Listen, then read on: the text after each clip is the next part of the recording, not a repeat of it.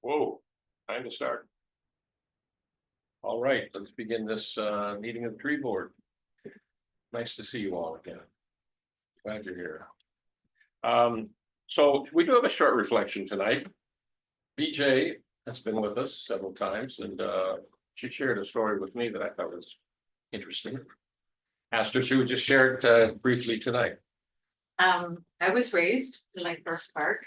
I moved here as a 3-year-old in 1962, and I didn't leave until 1977 for college.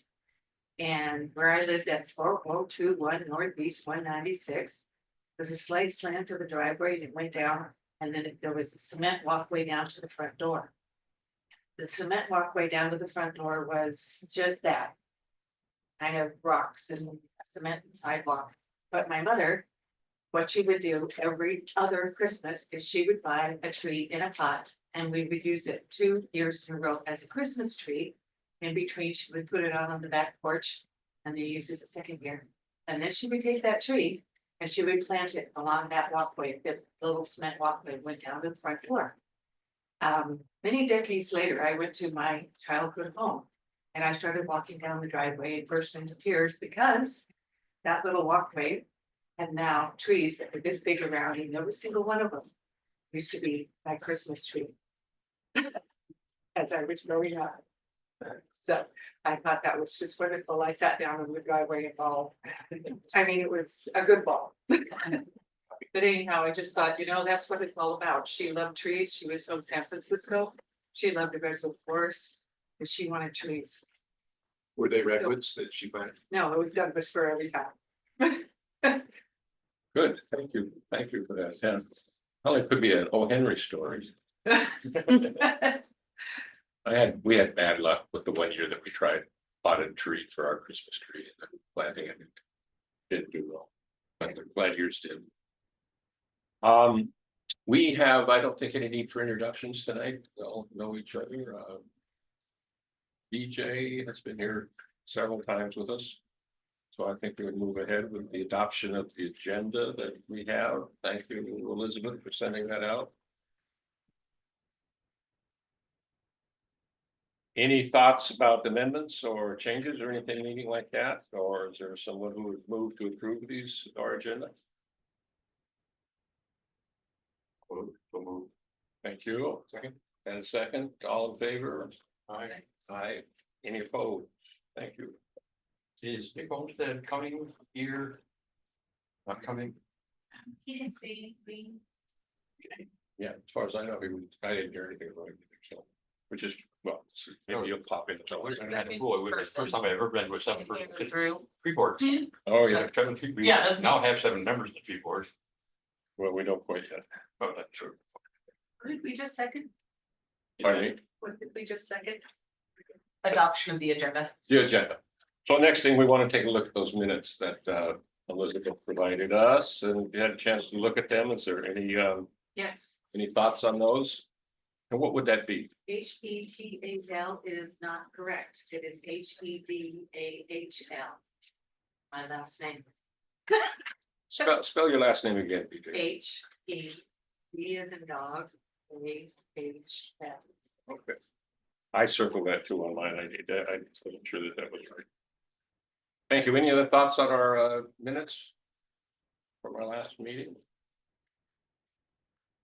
All right. Is there a motion to approve those minutes? I motion that we accept the minutes as written. Is there a second? As amended. Is that a second? Oh, yes, amended. I'll second. Thank you. All in favor of that? Aye. Aye. Any opposed? All right, the minutes are approved. I didn't check. Elizabeth, can you see whether we have anybody tuning in from outside of this room? No. Okay, thank you. And I don't see any members of the public here other than BJ. And if any comments you'd like to make, you could feel free to do that. The board is not accepting online public comment. What does that mean? Does that mean right now? You have to make public comments in person at all city meetings or in writing. periods.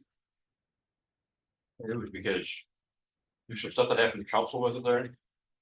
Yes, there were some incidents where hate groups were joining our council meetings via Zoom and making offensive comments at multiple council meetings. So that's why we said that you actually have to be in City Hall to comment. Okay, moving along, folks. I'm looking at reports and announcements that any of us might have. Or council member Goldman. Yes, so I imagine many of you have already heard. But a couple of weeks ago, Deputy Mayor Lori Bodie passed away. This, and so we're all saddened by that. Does mean that this week during filing week, her seat has been her seat will not have been up for election, but it is for a 2-year term. And then later this month, the council will be taking applications to temporarily fill their seat for this year. The standard state process. So the elected position, what was her seat number? Recall. She is seat number 2. So seat number 2, there will be a person elected to that likely, Correct, and that's just that'll be for a 2-year term rather than a 4-year term. but she was a year into her term. I think, her Yeah, second state term. law says that if there's a vacancy for any reason, they would be elected at the next general election for the unexpired portion of their term. Is somebody being appointed to serve until then, or is that? That's the You may second have said part. that. Yes, the council, there's a formal process. The council will be taking applications from anyone in the public who's interested. And then later on this month, or possibly early June, the council will be voting on a temporary appointment until the election. Who becomes the deputy mayor? Council member Furutani, who is the council vice chair, automatically assumes that post. All right, thank you. Is there anything else that we should know about, you think, from the council, or anybody else have any other, Do you nominate somebody Are or we do they come announcements? forward? pardon me? Do you nominate somebody or do they have to come forward? I believe the person who might be interested needs to submit an application. Yeah, and the city has not advertised this yet. Most likely they'll be advertising this week or next week, but there will be an official application form. Any member of the public who's interested can submit that form either online or in person. What are they advertising? I imagine it'll be announced on the city's webpage, by email. There's their same as if the city would announce other announcements. This is also time to file for the new one, it's quite coincidence that was at the same time. Yes, They're- that's the timing. And filing week is this week, correct? Correct, so yeah, so 4 of the council seats are up for election at standard form. And then Lori's seat is now up for a 2-year term. 5 new members mentioned. Potentially, I don't think it'd be appropriate for me to comment on who is or isn't filing. But just in terms, as a factual matter, yes, there are 5 seats that will be on the ballot in November. I recall the last time there was an appointed council member, I think it was when council member Thompson, Hilda Thompson resigned. To her term. And I think that's was council member Riddle was appointed at that time, served there. Now it's like 10 years later that Summer has been serving on the council, 8 years later or something, so those are important things. All right. Here any If we're done with that piece of business, I have one other report or announcement. I don't know if you have other things to add No. from the CPAT, the climate policy advisory team. There we go, Yeah. got there. The team it was meeting again, I think next week, but if anybody had a chance to come this past Thursday, week ago, was the climate open house in the Commons. And they debuted the draft of the climate element items. A number of them are, I would say, probably, have you reviewed it? I Have you seen haven't. them? Okay. I guess half to 2/3 of their draft suggestions are already in the comprehensive plan. And it would just be pulling them together into a single place, but they already live somewhere else in the plan. And then probably a third-ish, maybe a little more than a third, are new proposals based on all of the work that they've done throughout the last few months to assess risk and vulnerabilities in the city. So we have not gotten a copy of the full draft yet, but I assume can circulate that to you all to review once we do see it. And this was for what? That's the climate policy advisory team that is advising the city or supporting the city in the climate element addition to our comprehensive plan. And Stacy and I sit on that team along with members of the planning commission and the climate action committee. I thought I heard the word P-patch, so I don't know where that came from. So the council will adopt it sometime after the. Yeah, so our task is to get a version that we have advised on and are happy with by end of June. And then that will go to planning commission for a deep dive and review and editing before going to council. And council has to pass it, I think, by end of year. Yes, that's correct. So the comp plan is every 5 years, and we adopted ours last December. We are allowed one substantive update to the comp plan each year. And so this update would add on the climate chapter to our comprehensive plan.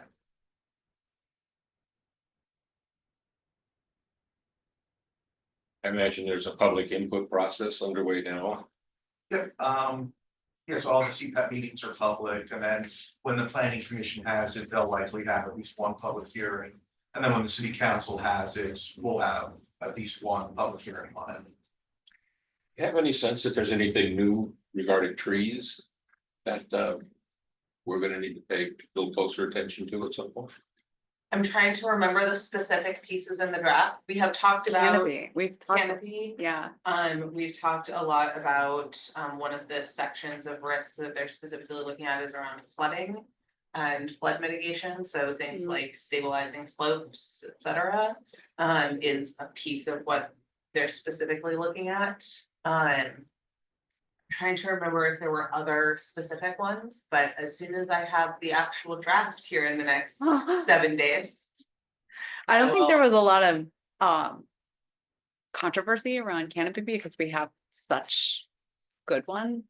Yeah. So a lot of times, I think the climate element will advise cities to increase their tree canopy to mitigate climate effects. But I don't think that that's gonna be a suggestion for us. Yeah. More like maintenance. Have you, either of y'all been on the city teams that are reviewing and have Yeah. additional thoughts? A bit, not as much, I was just trying to pull it up right now, not as much as I was kind of early on. Just because of like workloads, how they've been right now, but I know that the vulnerability assessment stuff is really gonna talk about the importance of resilient tree canopy. So I think it'll be less like, yeah, things we should be doing and more just emphasizing the importance of tree canopy and groups of trees, continuous trees, in areas, especially critical areas and sloped areas and more vulnerable parts of the city. So that's the feedback I'm pretty much getting. Well, I guess I'm wondering if it would be something that we would want to put on our agenda, either at our next meeting or a meeting after that. Any special consideration of wanting to give for. Yeah. Anything that might be new there. We can plan to bring back a more detailed update and report for consideration and feedback. That would be good, I think. Yeah. We highlight stuff that maybe we've already looked at a lot of tree related stuff for the other elements of the plan. But if there's anything other, I think it'd be good for us to consider it as a group. Absolutely. Can we think next meeting? See if that goes, that can work. Yes, I think we only have one, we have our CPAP meeting scheduled for next week and then we have one in June. Yeah, Uh, that's it. And then I think that's most of our work. Yeah, we done, may be able so- to do it offline, circulate offline for review. I And mean, then have a I'm sorry, conversation next time. yeah, exactly, not offline, online. Yes. Right, right. Okay, good, thank you. Better say CPAT the is names. the Climate Policy Advisory Team. Completely random question for Elizabeth. It's that. It's got a little ultraviolet top thing, sort of wondering if it's irradiating us with. Hmm? Speaker, Oh, yeah. I think. it's like it's a UV. Sterilized sort of thing. Is it like Siri? Is it like, is it picking up what we're saying? So. Maybe it's a microphone. Oh, no, it's a bud. Yeah, it's touching buds. Oh, good. Well, I was closer right than I thought I was. Okay, maybe it's time to move on. Let's go, I think it is time to move on. If there's any other announcements people want to make. BJ, that, so, well, talk about it. So the comprehensive plan has a series of 5 or 6 elements to it. And this is the first year that climate has been added statewide as a element of everybody's comprehensive plans. So this group that Victoria and Stacy have been on is the group that's been looking specifically at trying to write that. So that we can give it extra time to pull that together. So that's the group that's been leading that effort. It's abbreviations that I usually ask questions about. Oh, yeah, I know. Well, good luck. Arbor Day Recap. It's next on our agenda, and this was really great. I think everybody was there. All of us tree board members were there. I liked Dick's suggestion that if all the big board is there, it's called a crew. I saw you when you headed one of your notes, yeah. That's so cute. Yeah. Well, what do you remember about it? Let's luxuriate in this. There were 24 people total that walked the whole round. They walked the tree route? Yeah, and I think there were That's probably great. another 10 or 15 who didn't walk, were there for the, I counted high 30s at the max when yeah. folks were speaking, so close to 40, I think. It's lovely to see the mayor. Was, wasn't it? Awesome. And Larry, for your information, we said some, Tom said something nice about Lori, sort of hit the thing off, so that was. The tree board has already officially recognized her Yeah. passing it. Yeah. And contributions. Yeah, and what else do we have? I think people appreciated the other, the sculpture. Yeah, That was presented, the new sculpture for Horizon View Park. We talked about that. and it's exciting that the public can participate in its construction. Yes. Yes, Lot. yeah, they have a plan to involve. them. Yeah. That would be good. Well, But I thought the tree walk was that Dick put on was great. oh God, what is it? Yes. Yeah, I'm sorry, he's not here right now. Receive accolades for that. It was really good. There were just a number of points that I came away with about trees that I learned about. I think everybody else was kind of benefiting from it. It's good to know that there's that variety of trees just in that one park, and then able to make an interesting kind of discussion about trees walked around. Clearly, he's done that kind of thing before. I don't know if you get into that business in that way too, but No, not, first of all, it wouldn't be as good as Dick is anyway, and it didn't come up to my first ever. he seems to do a lot of tree identification stuff, and I think we were wedging him in on that day. Reason why we did it on Sunday, because I think he was taking a group of students somewhere else on Saturday to do tree work, so. So wonderful choice, that kind of thing. Yeah. I was, if it was a year, I think it'd be nice to think about doing another one, just to walk, some point, either one of our other parks or the cemetery. Might be an interesting place to have a tree walk, and I bet they would be interested in, I bet they would be okay with that. Because there's a lot of interesting trees end up in cemeteries. Which one? Acacia, I was thinking our city would be acacia, I think. I didn't know if that's one by Horizon View, Pardon me, is the one by Horizon View. there a cemetery near Horizon View? Yes. Oh, yeah, what, yes, it's actually. right on the border. Briar, right? Yeah. Yeah. Right. Yeah, well, that might be another possibility. I don't know, but I know, what's the great writer is Arthur Lee Jacobson.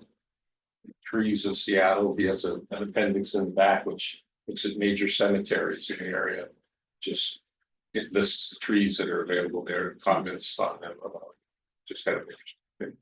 Anyway, It was really a very popular activity and generally more popular than tree plantings. So, no, I'm not criticizing the tree plantings, I've done more of them actually, but, it's a good, as long as Dick is on the board or is willing to do it, that's. Should have high priority as an option for Arbor Day in the future. Doesn't always have to be preceded by a ceremony of a kind, just celebrate Arbor Day by having Dick lead a tree walk. I think we could do, I was thinking even we could do a tree walk outside of that Arbor Day celebration. It could be a kind of Maybe a fall date, event in itself. one in the fall could be. Well, there's a fall Arbor Day as well, the state, Oh, it's a better time to plant too. We can double down on Arbor Day. yeah. So that we should. We always have kind of a hard time thinking of things to do for Arbor Day. Yeah. Yeah. So, nothing about, We don't have that idea. keep that as a. Can I make a suggestion? Yes, you were there, weren't you? I know, but I mean, you're talking about a future event. Yeah. I've done so much volunteer work and I've seen a lot of nonprofits where they make it sound like you're gonna come and learn something for an hour and then they put you to work. And the combination really does get more people to show up. Especially families. You want to come to do something? Well, you come and you learn about something environmental in some form, like why the river does what it does or something. And you learn about it for about an hour and then you get to work for about 2 hours. They have all the tools supplied and, and they, with the combination, I've seen that the rise in people that show up is much higher than if it's just a work party by itself. Absolutely. Good point. I'm also curious how much, this was by far the best attended event I know of in recent history.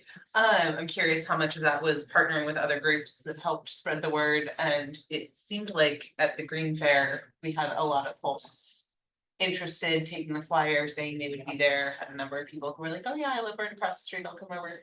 So I'm curious how many of those people actually showed up versus folks who heard about it through other channels.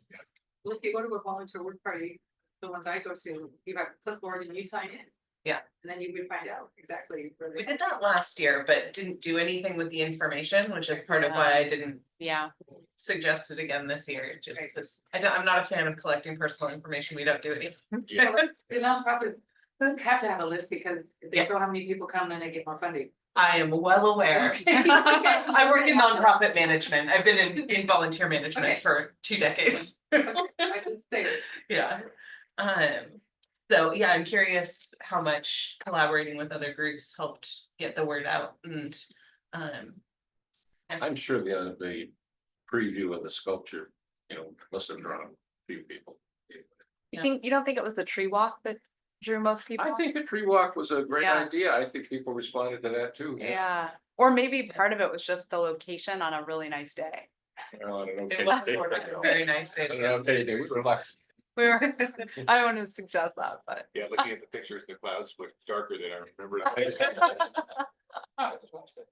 Took a lot of pictures, didn't you? Yeah, I can send them in an email. Right, I saw them in the newsletter, yeah. Yeah. It also got a lot of likes, the post on Instagram. I Yeah. was told it has the most likes. I think it Wow. has 7, but like. I was told Go that us. it was also I didn't know LFP has an Instagram. Yeah, Oh, yeah, that's amazing. yeah. I just follow that. I only follow animals, but I will go like the posts. Well, anyway, It was kind of a constellation of a lot of good things going together. It was also better publicized than most of our last events have been, thanks to you. So we had better publicity, multiple groups involved. Yeah. A nice attractive thing like the tree walk, plus other attractive things, had a nice day. So they account for why we had 10 times as much attendance as the previous event. yes. I was worried that the 1 o'clock might be too late in the day start, but I don't know. Evidence would seem to indicate it was okay. That would have made a difference. I want to say thank you to the people who did so much setup too. Yeah, really.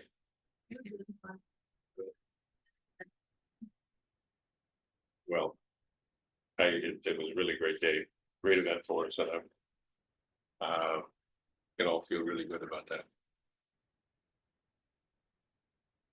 See if we can replicate it sometime in the future. The next item is the 5 Acre Woods, and that's really a project that Dick has been working on, and he's been in touch with anybody else about that, or I know something about that. I know a little bit about it. They, so there's the black locust trees that they're trying to get rid of, and the Lake Forest Park Stewardship Foundation funded about 30 8 to 10 foot tall cedars that are going to be planted there. So those are just across the street at Natalie and Laura's place. Okay, potted or? Yeah. Egg. Yeah, really well. So we forward that quickly to planning things? No, they're gonna wait till the fall, but I just, you know, they're moving on the plan. That seems to indicate a plan to clear the way. Right. Yeah. Yeah. Oh, good. Yeah, I think I still have to go. I remember emailing before I left for vacation and then I don't think picked back up on it about just going out there to look at the permitting needs and you know how it relates to our code. Yeah. Site and area, so yeah, we still do that, so that would also like provide some insight. What's your sense after the permit that we would need to do that work?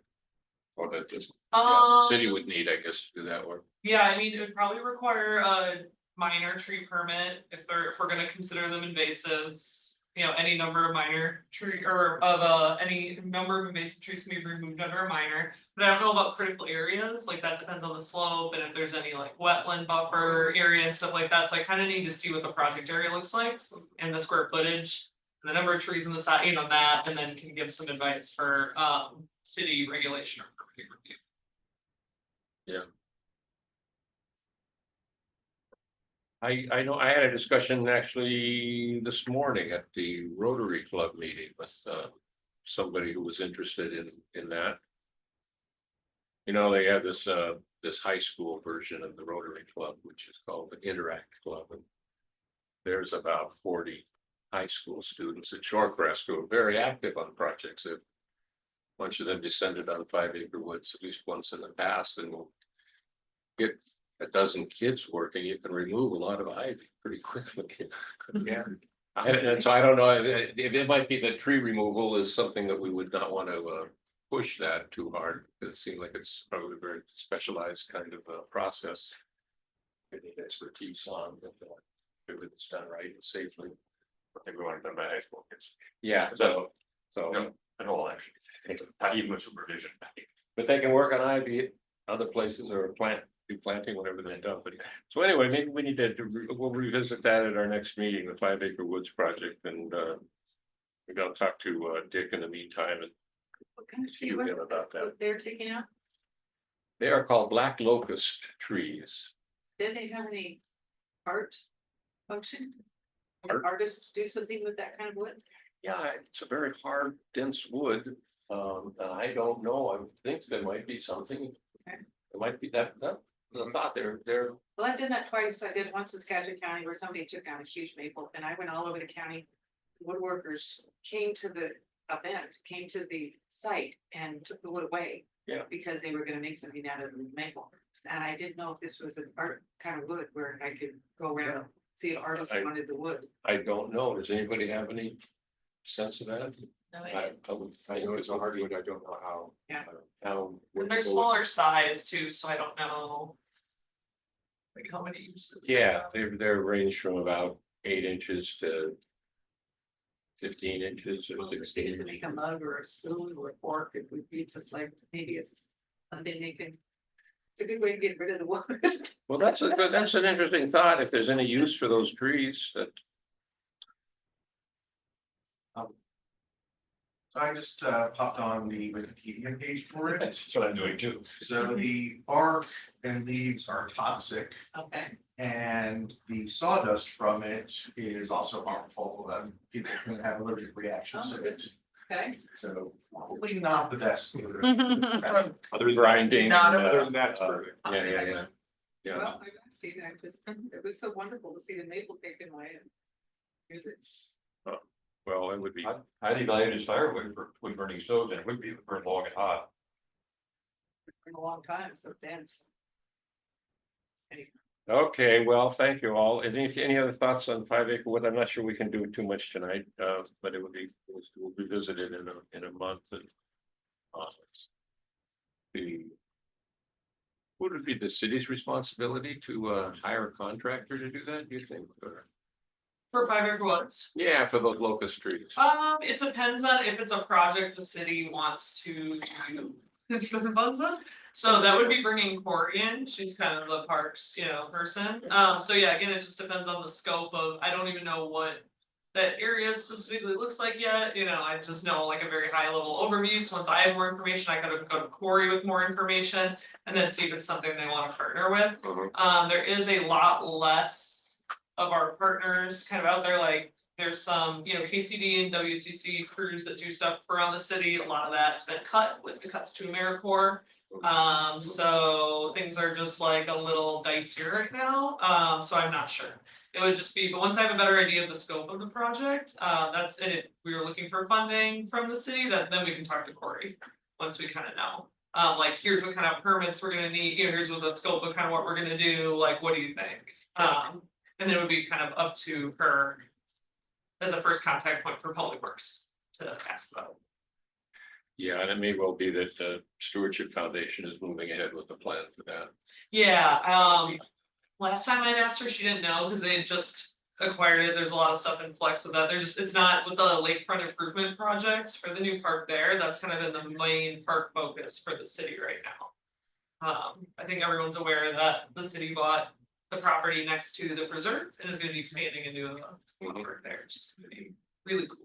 Is that near the Civic Club? Yeah, I think this is gonna come south of it. So it's right by the Line Creek Preserve, which the city already owns, the two adjacent parcels. South of it, I thought it was north. It's north. Yeah, that's Civic Club is south of these. Okay, sorry. That's what I meant, yeah, okay, thank you. Okay. Good. Can we move ahead? There's the next item on our agenda is city council presentation consideration of updated exceptional tree lists. Okay, yeah, so I'm gonna have Elizabeth, let me share my screen. And then passing around paper copies.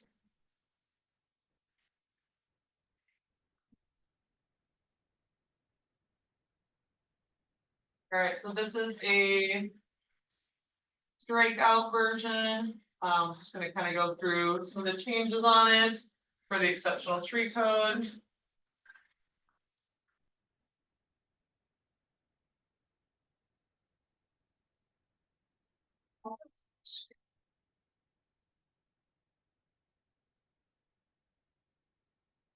But it's because it's sharing your. Oh, yeah, duh. Oh, It's okay. sharing whatever Thank on you. your laptop. I promise I know how to use it.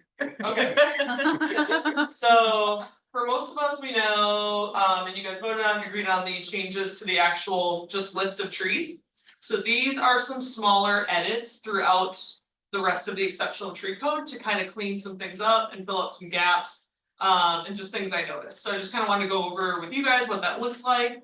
And so the only changes with this code update are stuff specifically surrounding the exceptional tree code and then the changes for us to be able to adopt our tree list. So it's kind of a focused scope for the, because we have to go through the secret process and do all this stuff because it's a big code update. It might gain some attention, so we're kind of limiting the scope to that. There will probably be another round of code updates later this year. We have a housing density code update that's going in by June. And that's gonna have really big implications in Lake Forest Park for how you can develop parcels and higher density, on parcels. And so that is gonna kind of ripple effect into other parts of our code. We don't really know how yet. So there is like a 98% chance that we have to go in and amend some of the tree code related to that code already later this year. So I think that would be a good time to look at some of those other housekeeping items and package it with that code update. And then leave this one as just exceptional trees and the tree code or the tree list that we already did. Just for context, what Drew's referring to is it's the middle housing ordinance. That's the housing density. So for us, it'll be focused on duplexes and anything else the planning commission recommend. So that's what the council needs to adopt by the end of June. Good, thank you. Alright, so this is just a minor update, to start here, we're in the definitions thing, so this is under the like definition of an exceptional tree. With the way the code is organized, most of the regulations around the exceptional trees lives in the definitions. Which I kinda don't love, cause it's just like not as obvious to find when it's just in this list of definitions as it is to like find a lot of other tree code. So again, that's something if we do a little more reorganizing later or anything, we could. So not so much about where to put it, but just the content of it in here. So just took a little bit out that it has to be included in the list because everything's included in the list now that we're doing in other category. And then I also added the caveat in here that it's not gonna be an invasive tree. We have invasive tree defined in here, so we'll talk about that when we get to that in the code and see how you feel about that definition of invasive. I wanted to take out healthful and put average, because I think for arborists, it's a lot more easy and makes sense to say, this is what an average big leaf maple looks like for this age and size. And that always doesn't look, I don't know, healthful is very hard to define. But like we know what the average or species profile for something is. So I think this makes it a little easier to apply code to. And so a lot of mature big leaf maples, for example, have some like decay in the middle or some dead branches or anything, and you can say, someone would be like, that's not very healthful, but it is very typical of a tree that size, it is normal behavior. So I think kind of going with average there, just from the ones I've reviewed so far and trying to get people to apply our code certain ways would help with that. Took out existing utilities and structures and put stationary targets. That's just in line, so it says per risk assessment definition. The reason I changed that language is because all the risk assessment stuff is done through TRAQ, TRAQ, which is Tree Risk Assessment Qualification. And it's a certification that I have and all arborists have that are using this, and the way you work through those matrix and apply them is all about targets. And that's the language they use in there, and it's kind of more encompassing. Stationary targets that kind of can't be moved. So you can't say like, oh, this is in the way, like this bench, or something, even though it's a target that kind of could be moved. So that just, again, is just more legally in line with the terms that used in TRAQ.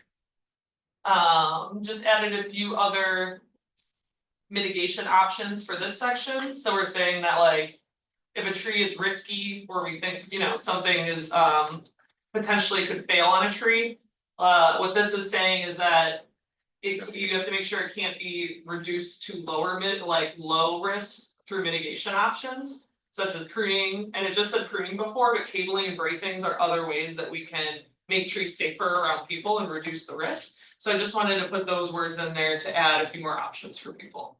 I know a lot of this is like a little more, like high level, but just kind of, so if you have any specific questions, go through, but mostly this is just language I'm changing so that arborists, when they're writing reports for the city, know exactly what we're looking for. Because so many of my info requests right now, which just draws out permit times, and money for people, is me being like, hey, actually I need you to clarify it this way, or like do these, so these will just help with that. Well, deleting number 4 here, no, we don't use the word structural defects anymore to describe trees because of the negative connotations, we use features.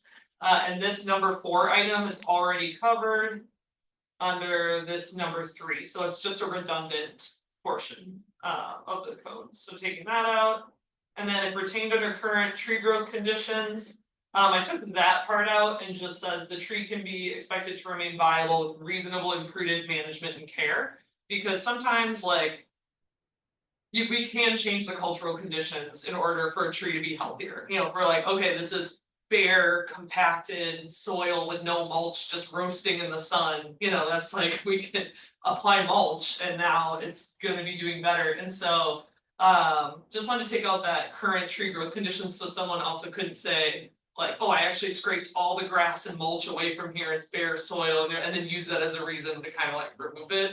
So again, it's just kind of strengthening the code for review. So when you're saving one tree out of a grove or a group, it's really no longer under the current tree growth conditions. Yeah. That's a stress that I don't know how we deal with that. I mean, that would just We have be, some language that protects groves too. yeah, I just don't know if this is the place for that, in Just this part of the code. Yeah. But basically we're just kind of saying like, can the tree remain viable, or viable and healthy, or viable's got a definition here too, viable, if there's prudent management and care applied.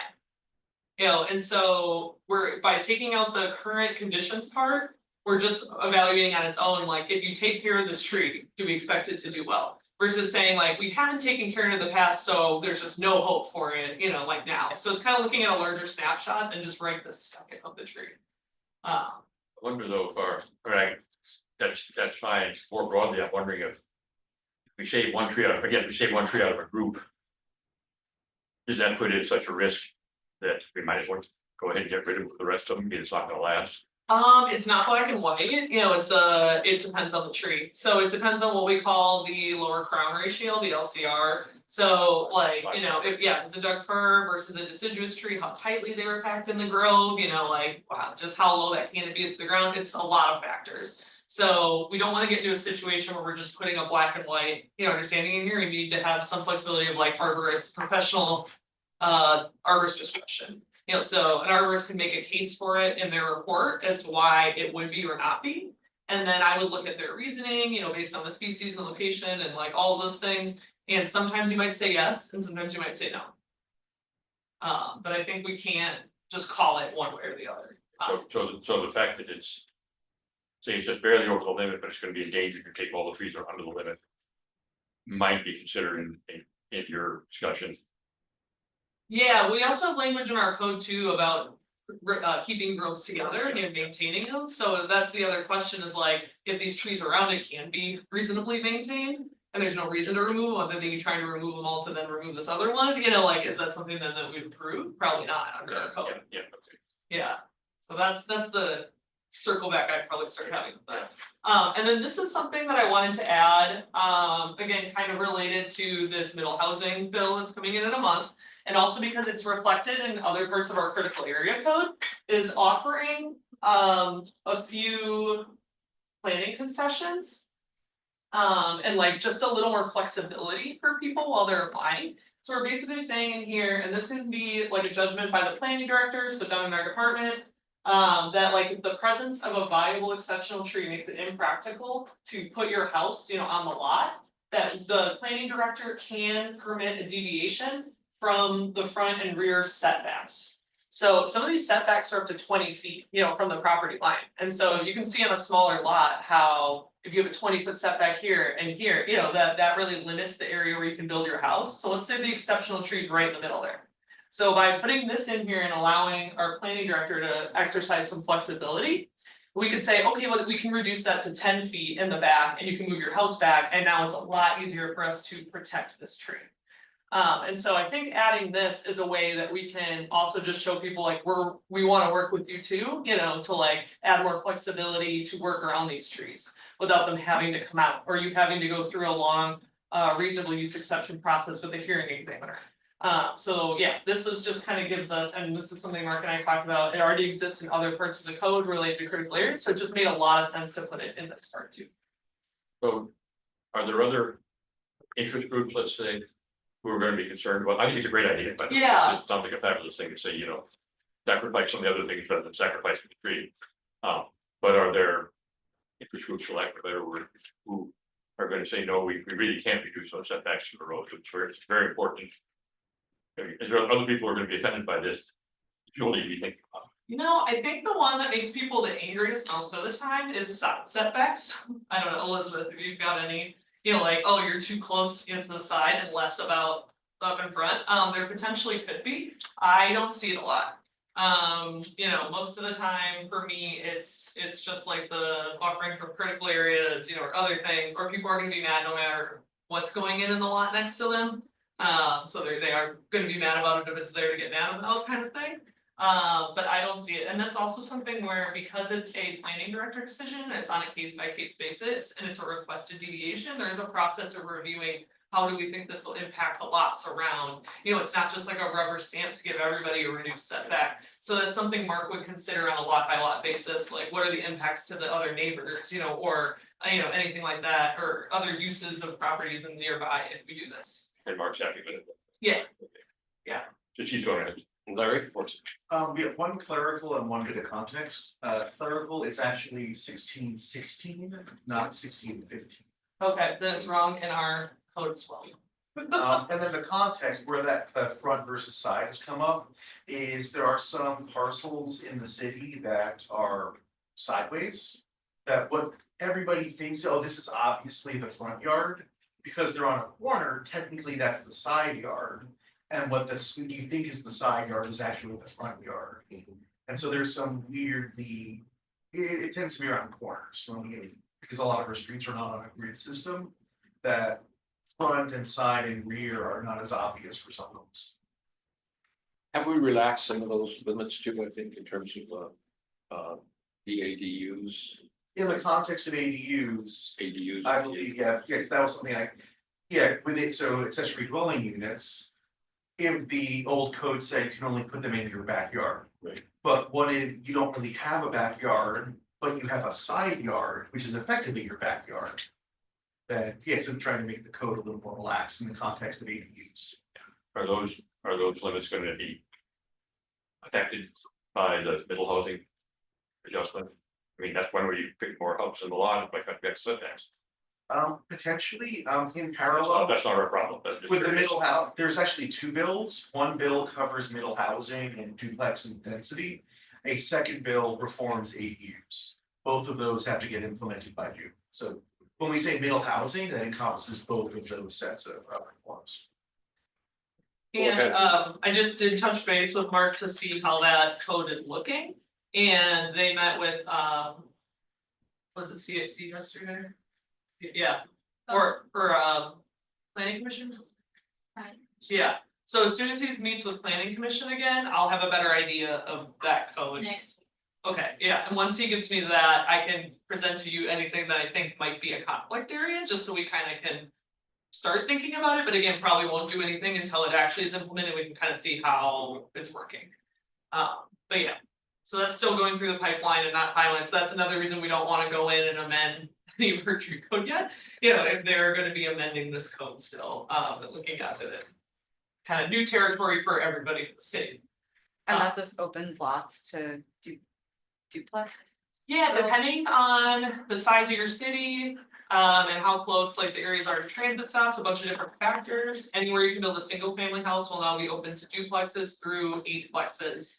But that's again, that's the state legislation, so it's gonna apply to Lake Forest Park.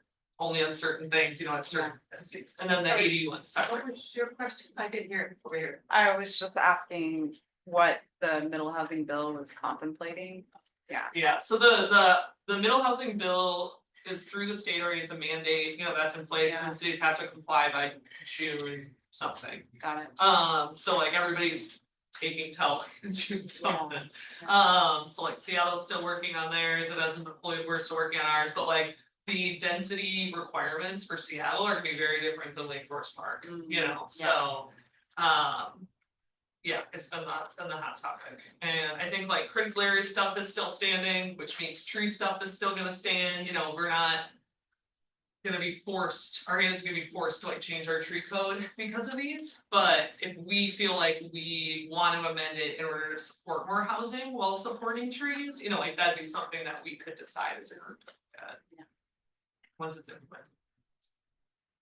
Okay, and then this is the list, which you guys have all looked at. General tree, we're still in definitions, so this is the definition of general tree list, we are amending it. To say that it will be amended annually. Can we make that periodically? Hmm? It took us almost 2 years to do one amendment. Yeah, I mean- Annually. We can do it periodically if you want. My thought on annually was that you can just discuss it once a year and say, do we wanna update it in a year? If not, or it's good, you know, or look at it once a year. You don't have to, but it is kind of nice to just have the option once a year in case like. Any kind of like new invasive comes through or pest or disease thing or something. Periodically, we'll cover that. Sure. That would be Sounds like periodic, it would, yeah. and it wouldn't be, Presumably, we will be aware of issues or the brought to our attention that might affect our wanting to review that annually. well, I think, yeah. I think we should be much more open to amending it if we have that, let's put it that way. So if we. If chrysalis oak borer becomes a problem, you know, we amend encourage our things about chrysalis oak. And have to redo the entire tree list, Mhm. So, Alright, so yeah, putting this in the code will give you guys flexibility to update it periodically without having to go to city council to do it. Yeah, so you just vote on it here and then it can be updated. Which would be great. So this is currently the definition for invasive pest, which I don't have any changes to and I'm happy with, but just wanted to give you guys the opportunity to review that. As long as we were changing that portion of the exceptional tree code. So right now it says weed of concern in the WAC, RCW, or by King County in its noxious weed list. Mhm. So that's kind of a default to a very objective criteria that we could use for that in both cases. Yeah, so like I'm happy with it because those are documents that get updated. So like we don't have to go in and update it, you know, we're referencing good guides. So I'm good with that. And then I thought Dick mentioned somebody asked him about a definition of invasives as we were walking Horizon View, and I thought he had a good answer. It's, and I don't think it's worked for us, it's not what we want here, but it was what it was, trees or vegetation, or I mean, you can expand that to insects and other animals, I guess. But that did not have a negative impact on the native species. So, and he mentioned a couple of things, they seem to do pretty well in conjunction with native species and don't seem to interfect in, and some of them had to do with. Well, that wouldn't be an invasive zone that they, and then it wouldn't be an invasive. By his definition, it would not be an invasive species. yeah, we call them naturalized if they're introduced species that Yeah. are, creating competition. We call it food orchard. Sorry.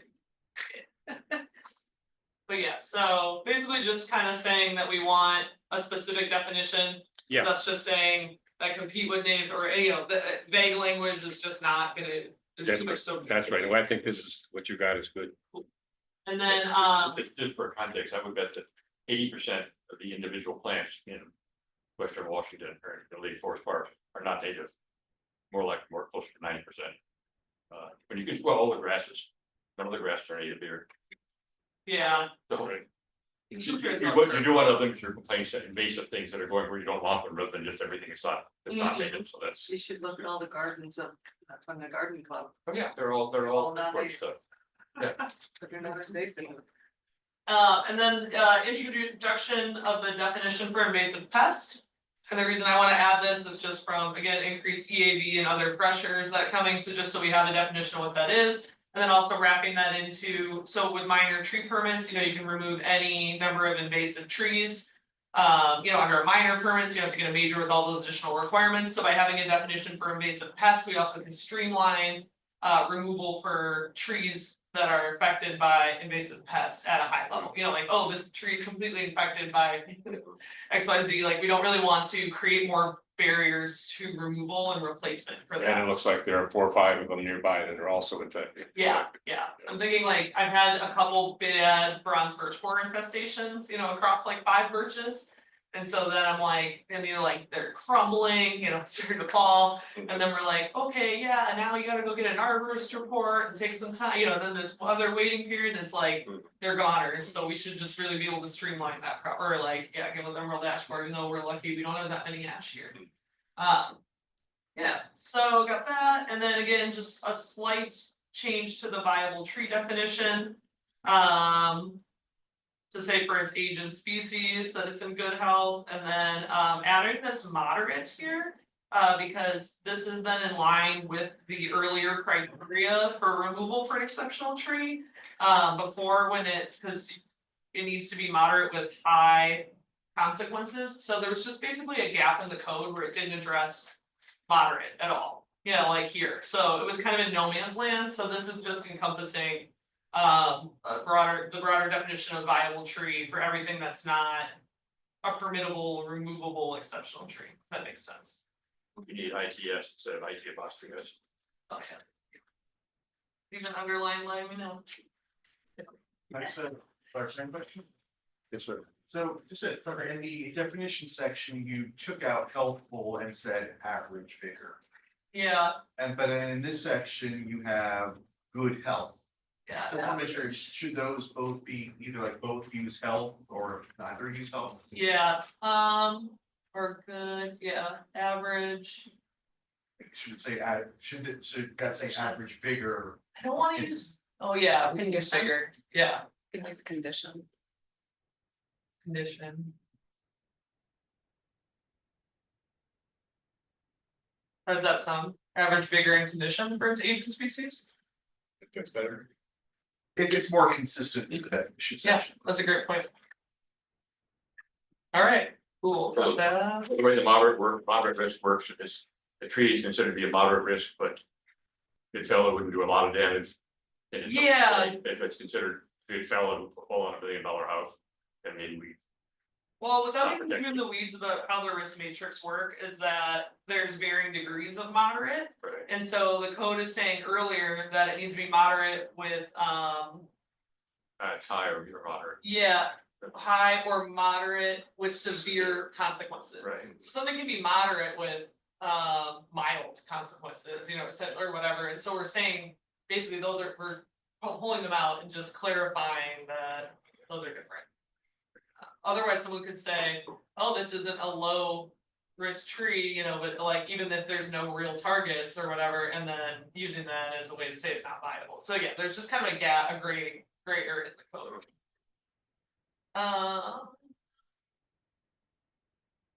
Yeah, again, putting that same language about stationary targets, just again here. Because this 5-year development restriction was saying that you can't remove any trees if you've had major development in the past 5 years. Well, if a tree is a high risk tree, we still want to make sure people can remove it. So this is something that is a department policy right now that we allow, so it's just good to put it in the code so it's understood, that it's clear. If it's like, again, a viable tree, we're not gonna allow it for removal within 5 years of major development, but if you've got something really sketchy, we are. So that's just kind of what we're saying there. And I have had a couple people call in and be like, sorry, I can't remove this. Oh, okay, this is something I just wanted to highlight, the reasonable use exception, or RUE. Basically, if you have a viable exceptional tree right now, so it's healthy, you know, low risk, and you wanna remove it for your projects, you're like, I cannot build anything here, I can't access my property or whatever unless I remove this tree. You currently have to go through this reasonable use exception process. So some of you know with the Gary RUE that just happened, you know, so you can kind of see that it involves a public meeting and public noticing. And then you meet with the hearing examiner and then a decision's made. So it is an expensive process, you know, very public facing and all that. So just wanted everyone to be aware that that is the current process for removing one that's viable. And then there are some right in here. Remove a viable exception. Yes. And then all replacement trees shall be at a ratio of 3 times the canopy coverage for removal. So basically saying too, like if you remove a viable exceptional tree that is approved through this process, that you need to replant 3 times the canopy that's removed for that tree. Is current. So just wanted to see, is that like, you know, we want to leave it that way? Do we feel like that's a reasonable process for exceptional trees? Do we feel good about that while we're looking at this code? I want to catch up with you. You're on the next page, I think. You're still under section 100. This is one, yeah, reasonable use exception, Yeah. letter D, More or uppercase. less under your fingers. Drew, has that been an issue? So this is the stuff, this is what's already in the code, so we just, unless we object to this. Yeah, so this is the one thing where, and maybe again, we wait and see how it happens when the ADU code and the, you know, middle housing, higher density code go through. This, we probably are going to see more RUEs go through this process for this, would be my guess. I have not had one since I started. I've had 2 people inquire through consultations about it, so one of them, they have a access easement to their property, you know, on their neighbors. And it's so they can only access through that one spot, you know, that's the dedicated easement, and there's a big exceptional tree right on it. So they're an example of someone who cannot develop their site, use their site unless they remove that tree. So like that person is going to have to go through this process, which again is like kind of expensive, takes time, you know, all of this in order to remove that. So I guess that's just like a real life scenario for you of how it would apply. Would it be helpful for me to provide a little broader context about why we have a reasonable use exception? Or is that not relevant? I'm okay with it. Can you do it in a couple of minutes? Yeah, that'd be good. The gist of it is, if somebody owns a parcel and the city changes their code that makes this parcel undevelopable, then effectively the city has substantially reduced the value of the parcel. And that is, it's what's called a regulatory taking. It's kind of like eminent domain, that if the city physically takes your property, the city has to compensate you for what they took. And if they take it metaphorically by changing the law, they still have to compensate you for that. So the reasonable use exception is basically a way of avoiding like an eminent domain lawsuit kind of thing. And basically saying, well, in this case, because the code wouldn't let you do anything, you can try to reach a compromise that says, you know, I'll do the minimum amount, I'll cause the minimum amount of damage, but that I can still build something on the parcel. So that's why we have the reasonable use exception. Yeah, and it's kind of, and this is something like. We're talking about rectifying in some way that we don't like, is that the reasonable use exception for trees is laid out in this code. And then. The reasonable use exception for every other part of code is slightly different. You know, for development and like everything, it is put in a different part of the code. And so we have two reasonable use exception codes. Which is just not great. You kind of just want one, you know, process. But the one and the larger scope of it, like Larry's talking about, is more so saying like your housing development, if you get a reasonable use exception, is limited to between 750 square feet and like 1,200. You know, there's ranges, and you know, you got to have this really minimal impact because it's for larger, broader environmental things. So it's kind of weird. That's it. Like on Bainbridge, when I worked there, we had a process similar to this, but it wasn't an RUE. It was a director's decision. So like it didn't go to council and it didn't go to hearing examiner, it was director decision, but there were still a lot of replanting requirements and review and justification for why. Yeah, so this one's a little more intensive than that. And then kind of parallels the housing reasonable use exception with it. So yeah. And it's my understanding, doesn't it, it all comes down to what the hearing examiner may decide. If you're gonna go through a hearing examination process in this. Yeah, we So- give our recommendation. Yeah. And There'll then. be lots of expert opinions, and often will be brought in there, people will testify, different expert backgrounds and expertise about what can be done. And it's also my understanding that, and I think Mark Hoffman mentioned this, or John Galt, the hearing examiner, mentioned it at the phase 1 of the Gary hearing, that he drew people's attention to the fact that he was going to have to allow something.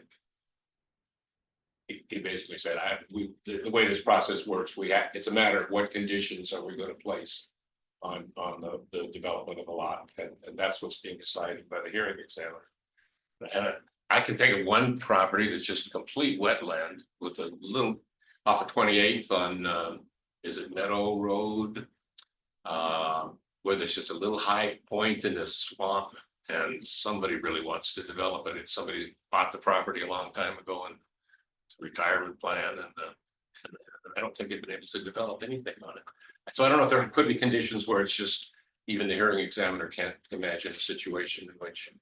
It's possible, like there have been ones denied, you know, and Yeah. so I think again, it just depends on what their plan is, what they're asking for, you know, and everything like that. So again, if someone's comes in and they're like, oh, this tree's in the way of me building a 5,000 square foot single family home, you know, we're gonna be like, okay, well, it doesn't sound like, you know, That's too we're bad. interfering with your minimum development right here, you know, and so that's kind of where the root process comes Maybe in. Mr. Galt's comments were in conjunction with that particular, what he knew about that particular lot. Yeah, There was gonna and be some outcome that he would have to allow.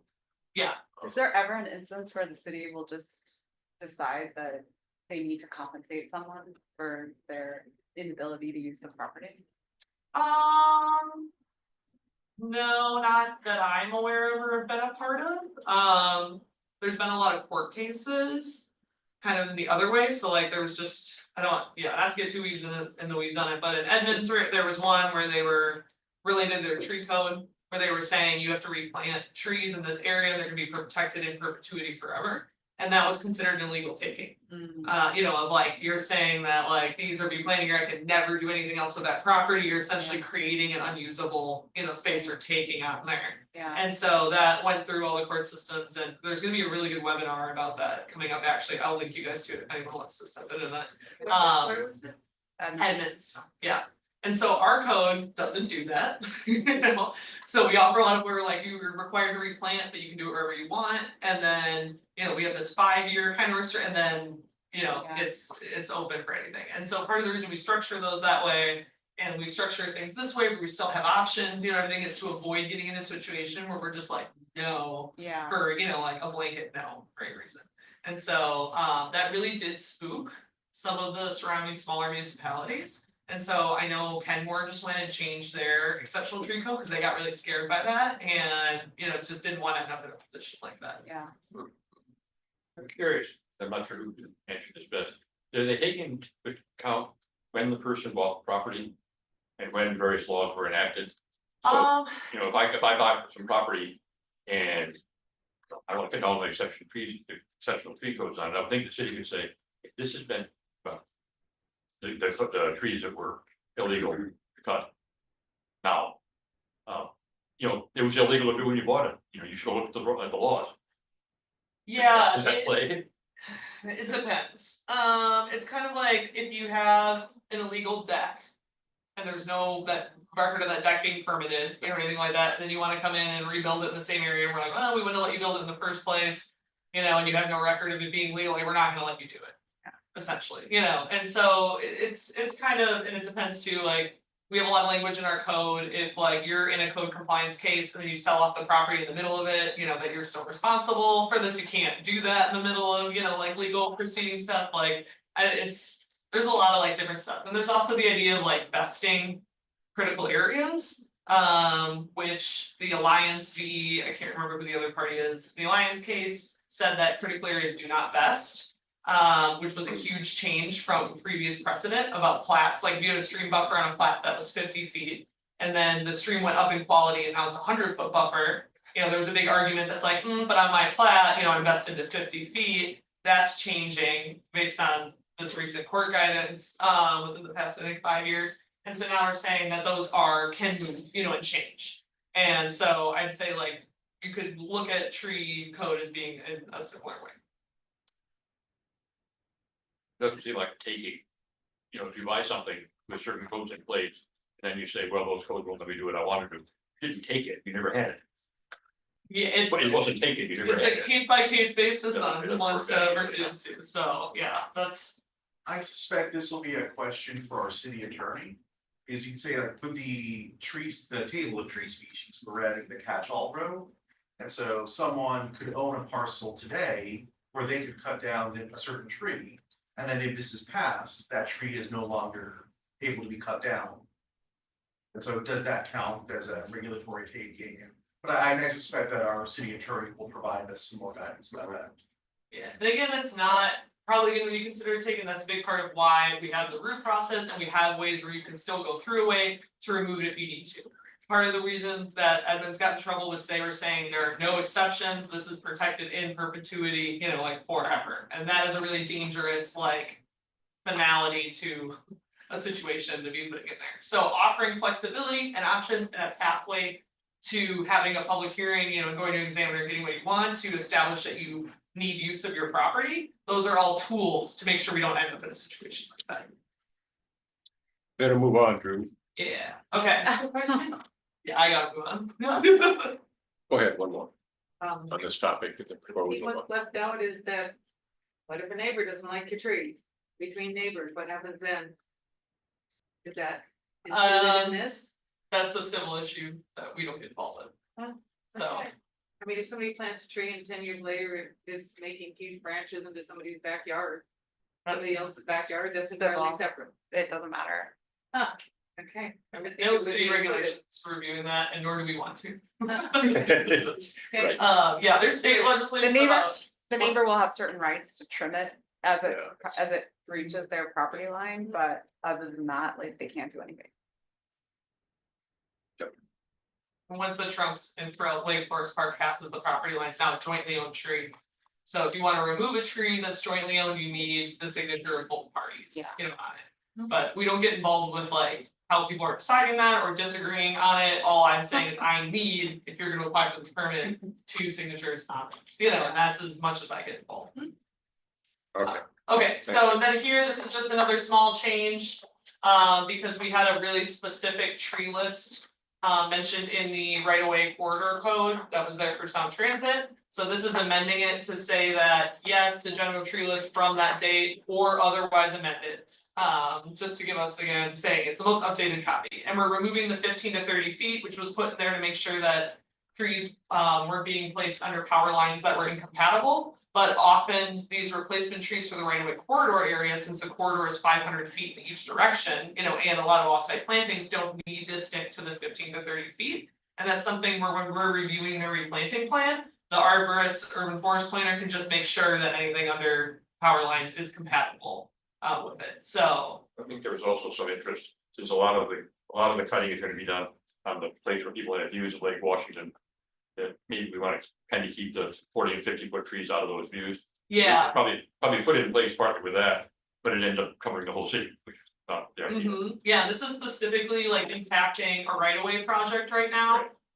For the city where we would like to plant some native conifers in Horizon View Park. But if this is in here and we can't, now we have to plant a ton of tiny little stuff that's more trees, you know, more and not compatible again with like where we're trying to plant them.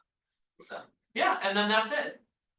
So yeah, I will email this over as well, you know, and they can take like a week to kind of marinate on it and see if there's anything else that you're thinking about, but those are kind of compass. So then next steps wise, this is gonna go to Kim and Mark to look at and kind of sign off on. I have, and this is something I will also send out. Just trying to look at time here and make sure I'm not taking up too much of the time you're on this. okay. But okay, cool. So this is the SEPA environmental checklist for the project that I've been working on. This is gonna need to be submitted and then there will be an open comment period. Is it supposed to be on the screen? Yes. The project being these changes to code. Yes, so it's called a non-project SEPA because it's not like we are digging a bunch of stuff up and building anything. You know, it's like, this is basically the process for updating like your code. Okay, so basically, I'm not gonna go through this with you because it is a 20-page document. And most of them are going to say not applicable because this proposal is a non-project proposal and doesn't recommend action on a specific site. But there were a few I just wanted to get your input with. I'm kind of sad. Dick's not here, but so I might send it to him. But one of the questions was, and this is specifically about plants in this section, is there any threatened and endangered species, plant species known to be in the city? I said I didn't know of any. And known is fine, undoubtedly there are some. Yeah, so we'll see. And then this one for birds, Well, actually, I bet is Western U, and animals. is Western U considered threatened? No, that's a good question. I'll put Western view and I'll look at it. And that's just one that comes to mind. Yeah, well, I don't want, I'm not gonna take time to do that right now. I think Councilman. Okay, and then migration routes, do we know of any animal? Bird specific migration routes in the city? I did not. And I looked at our last project SEPA for guidance too, and there wasn't one on there. Okay, invasive animals. No, okay. Then there's gonna be. I think you could part it. Yeah, okay, and then one other item that I might, so this was mainly about structures, landmark features, or, you know, historic use or occupation. I originally said not applicable, but I might go in and make a little blurb about Western Red Cedar and its cultural importance in here, since it's kind of relevant to the exceptional tree code project. So it's just one item there. And then I just found other things that were relevant, and that's really about it. So this is kind of just like a formality, but it is gonna start a comment period and visibility on the project. So once I file this with our proposed changes, then we might start getting some comments back. So as we get any of those in, I will share them. with everybody, and this will go in the newspaper, you know, and like probably, I think, I don't know if we're gonna have a public meeting in it, so I will give you guys an update on that. But that's what I'm working on right now, is starting to polish this together and get us to the point where we're putting our SEPA in. And then the next step after that is council introduction for it. So Mark and I will work on getting a date together for that. That works with council. As soon as we can. I just looked up Western View, it's not least concerned, but it's not threatened either, it's in between. Okay, And for information, Western View. Our indigenous area, a couple of decades ago, they discovered a still quite effective anti-cancer agent in Western View. And people were going around the woods cutting it out. At a totally irresponsible rate. Yeah. And it was becoming sort of a danger, but then they managed to synthesize it. And so they're still being able to treat cancer with it. And Western View is coming back. The drug's called Taxol, by the way. But Yeah. I'm an organic chemistry professor, and that was being able to make it synthetically was a big area of organic chemistry research. Yeah, so I have a question, Drew. When this goes to the council introduction part of it. We had talked before, I think, of wanting to provide some reasoning. Some thinking behind our wanting to adjust these sizes for exceptional trees. I wonder where we stand on that. You had been thinking, I think, about that, yeah, it's mostly encompassed in what you got right there, that the green sheet you got there, but I don't know what the information on this issue. year. Oh, yeah.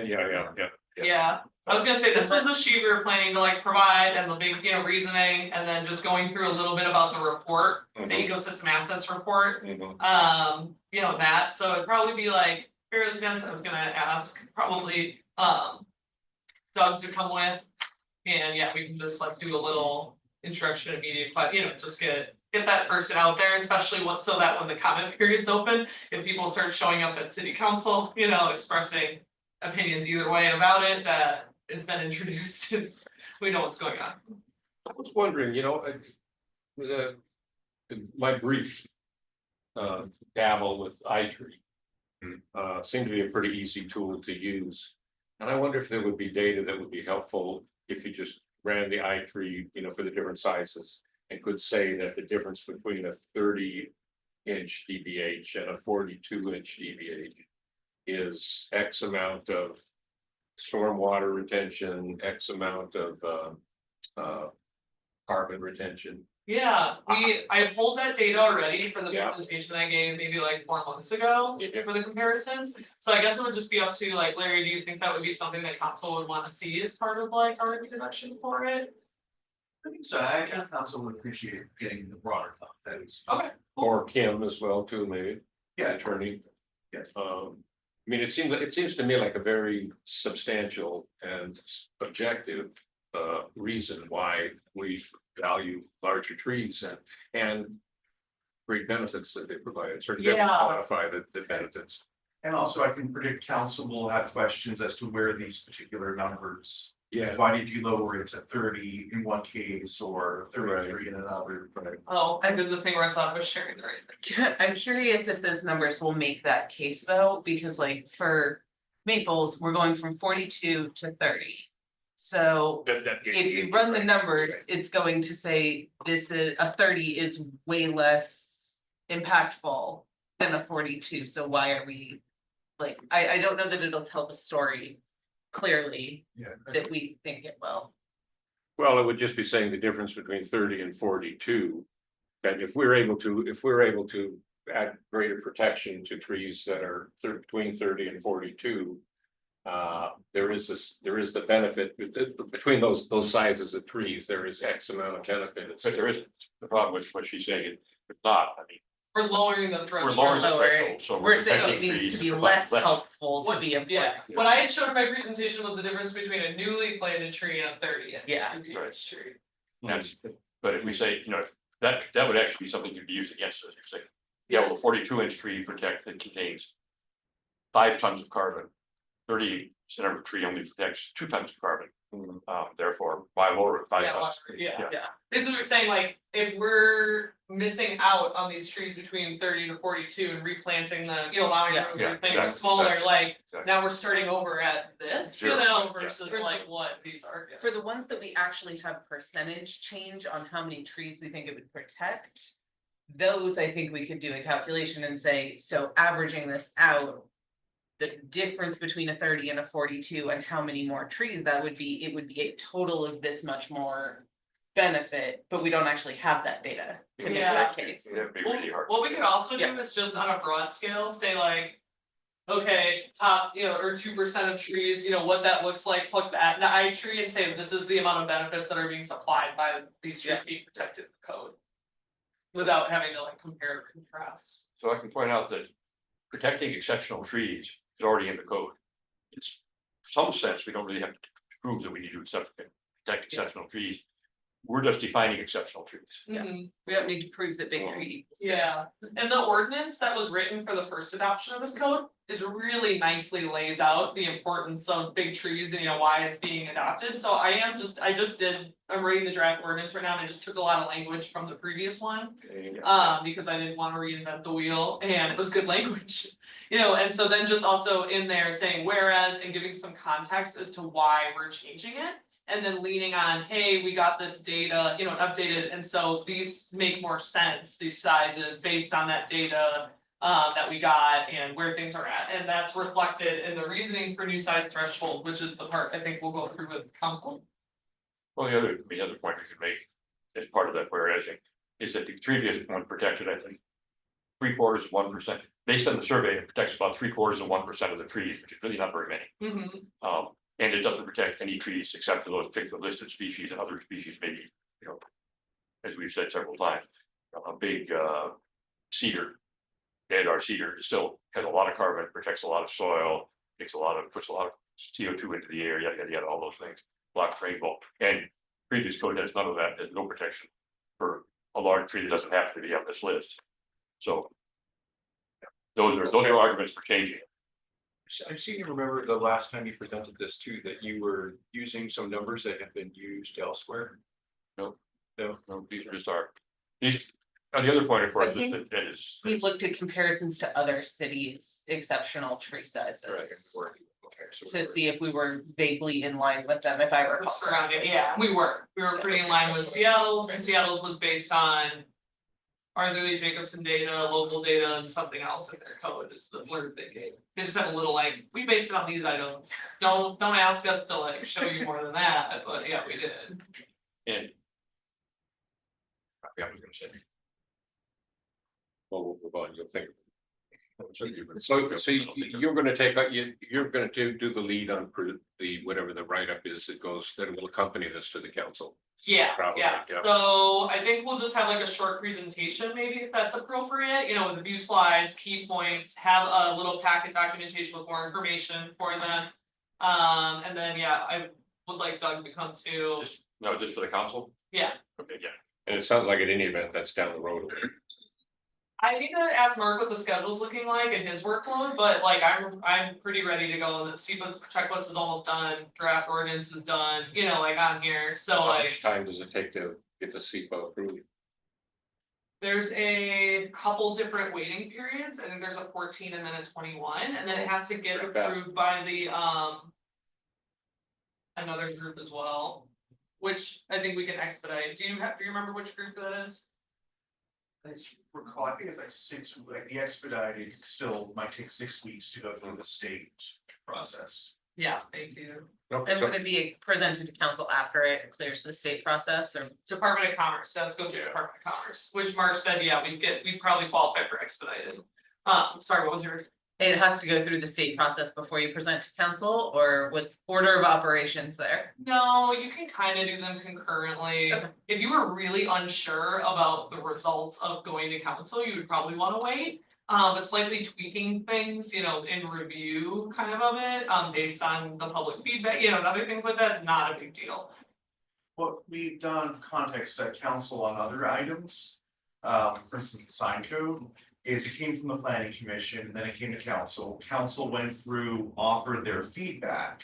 And then once it kind of became clear where where the council consensus was, then Mark sent it to Congress. Because while you can make little changes, if you make a big change, you delete an entire section, you'd have to go to Congress a second time. Yeah, okay.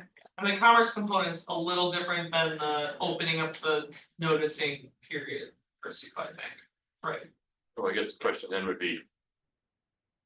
Should we do that, go to council first, in some sense? And, before we go to commerce, make sure council's actually basically happy with these changes. I think we let Drew and Mark figure that out. Let's be a strong opinion about it. I think I just no idea what the council think.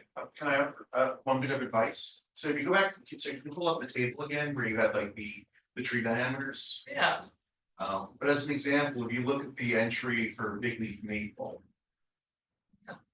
I'll keep it sharing.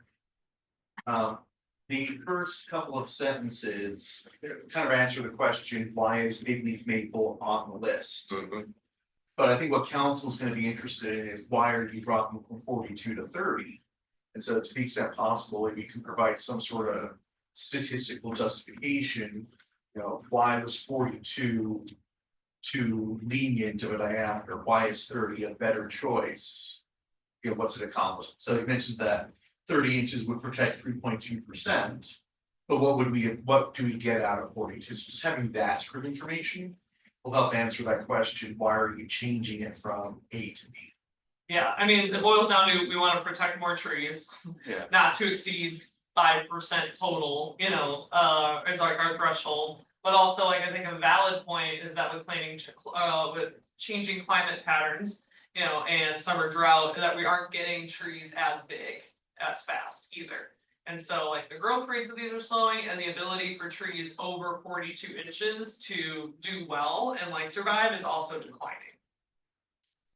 That particular one may be awkward, because the sample is really, really weird, and it may show there's no difference.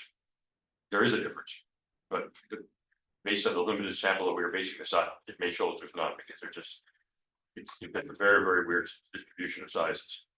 I'm trying to anticipate. I know, but how we're gonna deal with that one there. Yeah, With I mean, Douglas fir, we could deal with it, with red cedar, we could deal with it, those are all. yes, I'm fairly confident that question will be asked by at least one council member. And I don't have a good answer. I can look at the numbers, but I have a funny feeling. I think there are 2 trees in the sample over 30 inches, and they're both over 42 inches. And there's Yeah, nothing in between, I mean, so.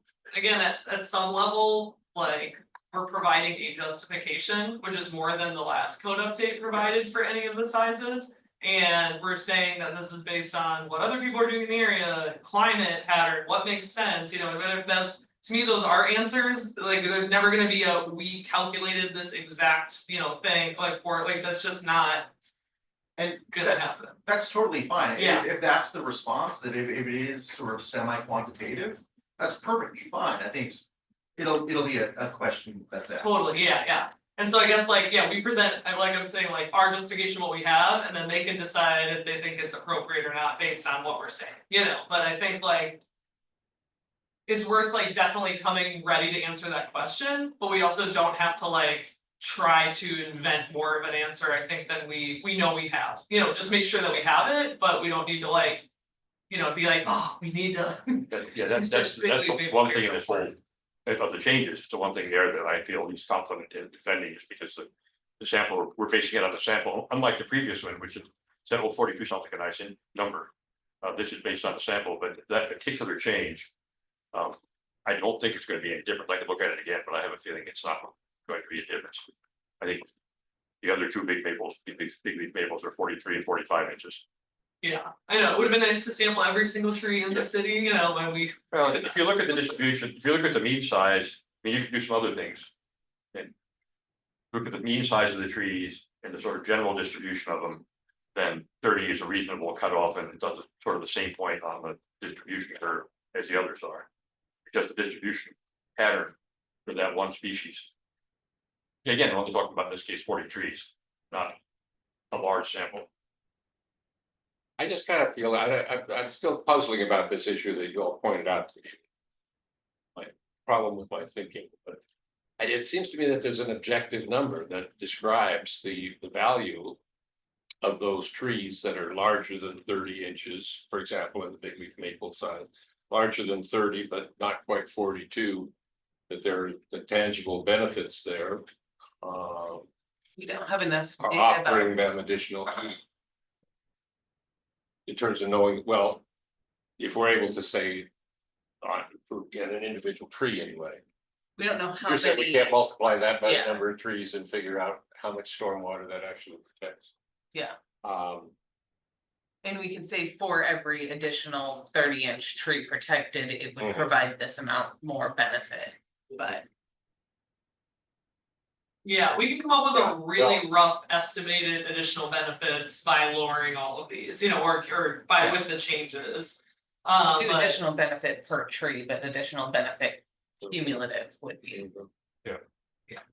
We certainly did it, it would be possible to do it cumulatively, and it's going to be awkward to be made. I think 30 inches is a good flat size to use. But Yeah. it's gonna be awkward to show that. It's, you know, that vastly improves things. Go over that part quickly.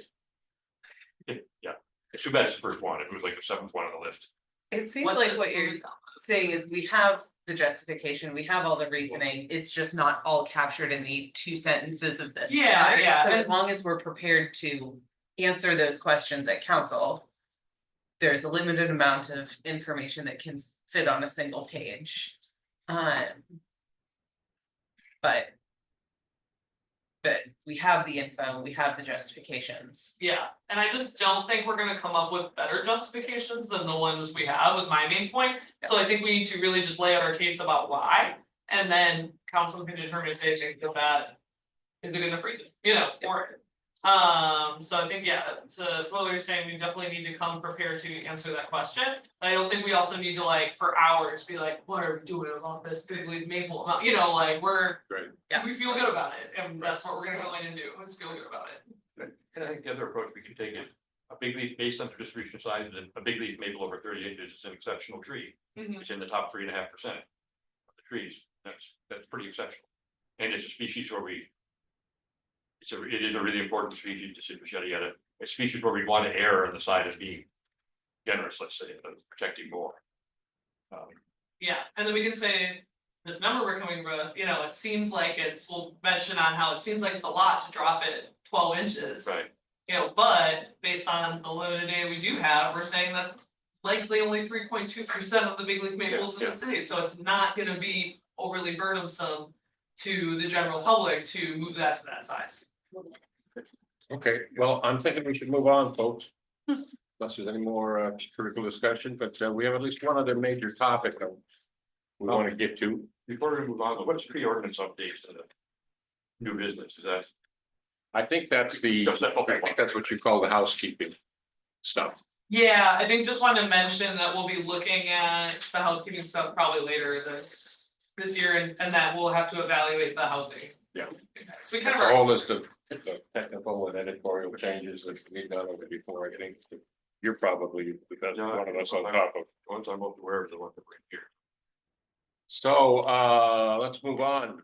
We got the next agenda item is city council is community forest management plan. Now, it's included in your agenda. In your meeting packets were a draft outline. For a community forest management plan that Richard Saunders pulled together. You all find that in your notes?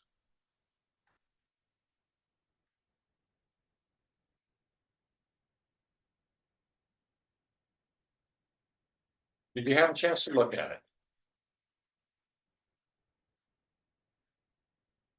You want to say anything about it, Richard? Yeah, I'm happy to go over a little bit. So, you know, the context here is, we've been talking about the community forest management plan, the 2010 plan that hasn't been updated, you know, quite a while.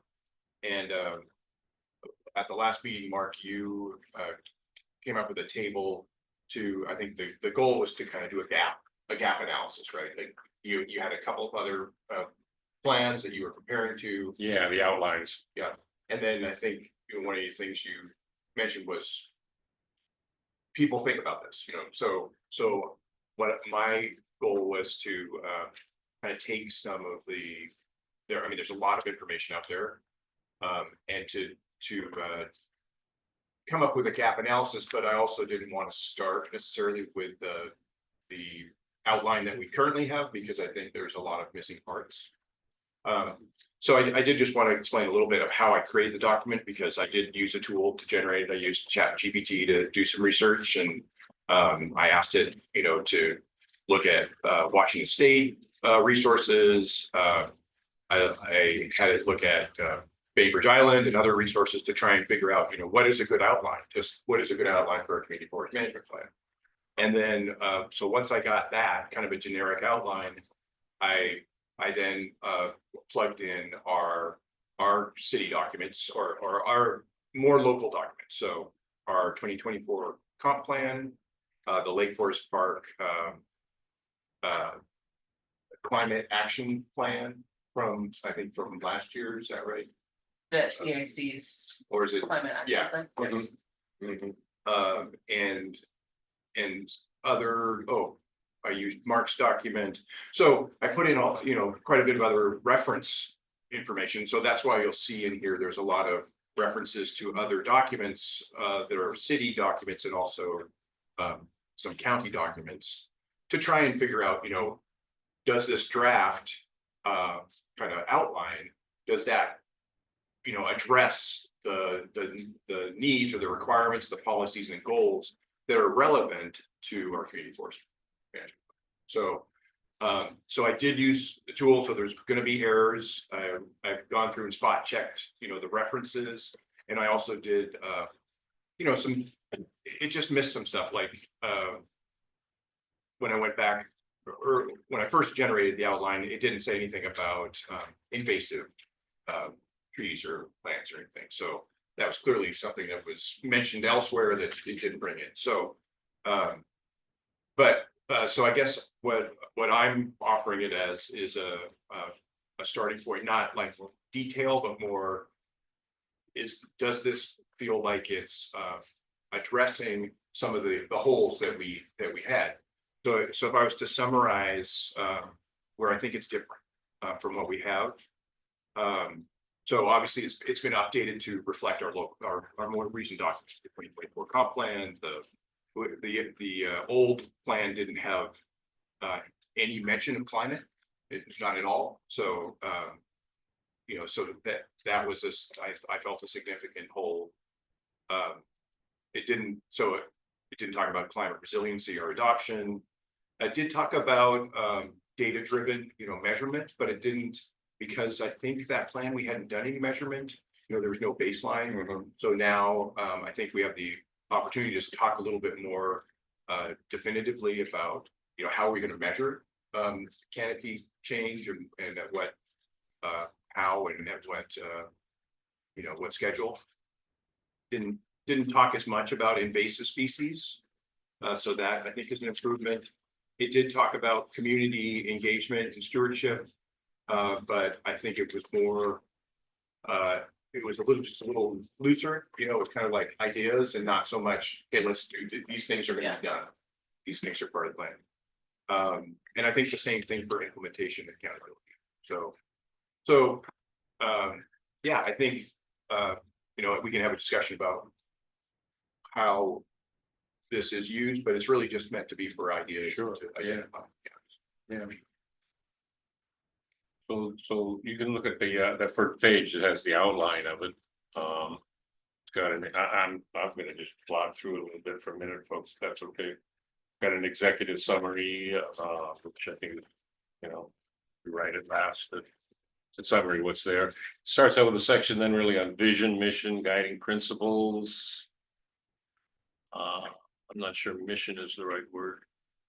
Maybe it's purpose in terms of what a plan is. Urban canopy assessment in there. Then it's got some what I thought were more specific kinds of things of tree species selection and resilience, community engagement, planting maintenance and risk management, monitoring. I guess it has to get out with the basic way you could organize it. And some of those plans, I think these things in my mind shaped up to be like strategies. that would be components of a plan. Like you do an assessment, like you would, part of your plan strategy would be the right species selection. And building climate resilience as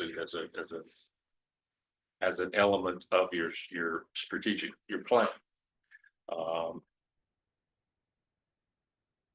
I think a place that shows up, a section that shows up a lot is this business about alignment with other guiding documents in the city, which is the basic part of this, I guess, in terms of basic input to it. And then ending with strategy, basically implementation strategy. Seems to follow a pretty logical kind of guideline. Any other thoughts? People have thoughts on this or? Maybe a general thought. My impression, Drew, correct me if I'm wrong, is that when you look at a satellite picture of Lake Forest Park, a lot of green. We focus an awful lot of our work here, and I think a lot of your work on protecting plants on private property. My impression is that many cities, the main thing they manage is plants on public property, the planting strips, basically. I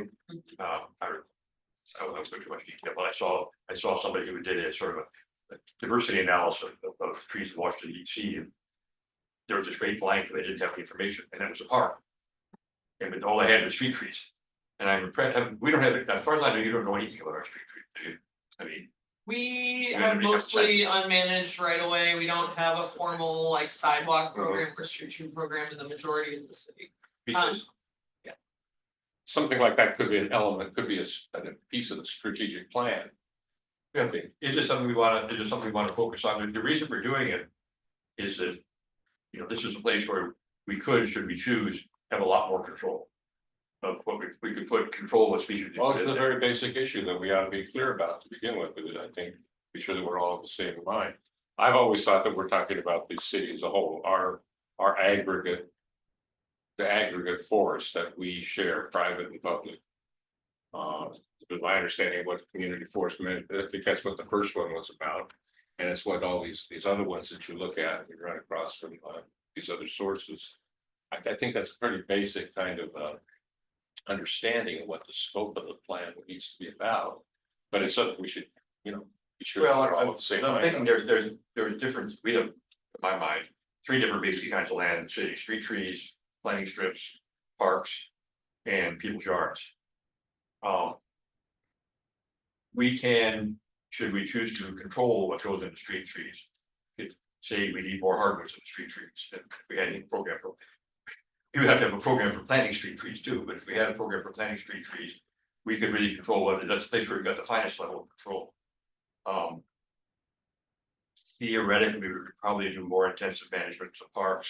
I don't think anybody really wants to, but that is an area where the city probably has more control over it.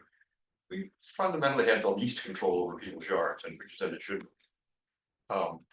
We want to recommend that the city start looking more at street trees where we have a higher level of control.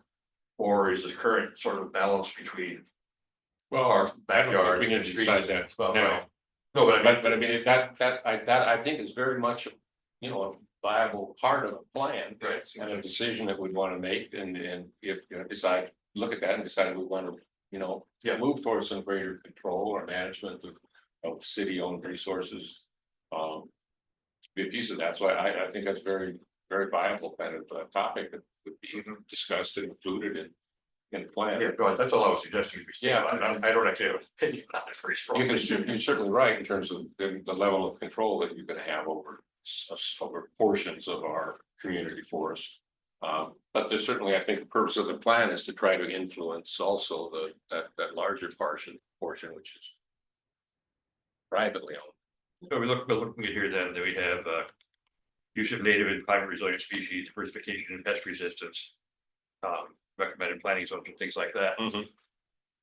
We can't do, as the code is currently set up, we can't do much for those things. We can tell people you can't plant invasive trees. We can encourage them not to plant trees that are going to get a pest attack in 6 years. We don't have a whole lot of control. Should we try to have more control? Should we offer rewards, you know, planting a tree that meets certain criteria, you don't have to plant half as much canopy area? I think that's Planting trees pretty don't be decided. decided, plant twice as much. I mean, I'm sort of throwing these things into. control might not be the right word, it No, might be, it's not. it's by influence. you know, or Incentivizing and yeah. disincentive. Incentivizing, yeah. But we can show the influence planning. No, we don't have, as far as I know, we don't have any program for planting street trees. So until we have a program for plant streets, we can't control what gets planted. No, but we could, in a plan, we could call for more of that. Yeah. And we could try to specify how it might happen. I mean, the tree fund is a potential source for that sort of work, I would think. Well, also, any plant replanting the South Transit does. This should be up to entirely up to crew, I think, that. For them to choose trees that meet these goals. And that's again, place we do have some influence because they're planting. What were you gonna say? Did you start to say something? No, okay. Yeah. You know, what I'd like, well, I don't know, thoughts on this, that, this is a fairly detailed outline. It's pretty amazing. Yeah, maybe Yeah. maybe 2 years. Well, I think I really like it I haven't spent much time with it yet. I'm glancing through it though. I like where it, as a starting point, it feels more relevant as a more evergreen document than the last one, but the last one felt very much like a final report from a committee, which it was. But this feels like a better structure to be some like point in time, this is where we're at, it will need updating, but also more of a long lasting guiding document of pulling together, this is what all the different things tell us, and this is why they are strategically aligned towards the similar goal. So I think it's a great start. Thank you to Richard and ChatGPT. Yeah. I believe this is a major project for us, if we really want to step up and take this on. So I think it's worth the time to figure that we're gonna, dig into this at a couple of points, to and then kind of figure out how we're gonna actually, if we're gonna produce it. I'm assuming, Drew, that the news from the grant possibility is bad. Yeah, they said they're gonna provide me an update in June, is the last I heard. They said they're on pause for 90 days or 45 days. They said that like about a week ago for the SFI grant. I also got word from KCD that they're no longer gonna be offering free canopy assessment to cities who don't previously have canopy assessment, or which I'm guessing is also related to the federal funding issue. So I did want to bring that up in relation to this, is that I think like getting updated information on our canopy. What's the canopy like on public versus private right now? And what's our actual amounts, getting GIS layers, which we don't have from the previous assessments, like getting all that, I think would be the number one thing to look at. So to me, like that's obviously something we can't do in-house because consultant work. So packaged with that, we could see, is there any other data we really want that we can't get ourselves, that would help make informed decisions about how to update this plan.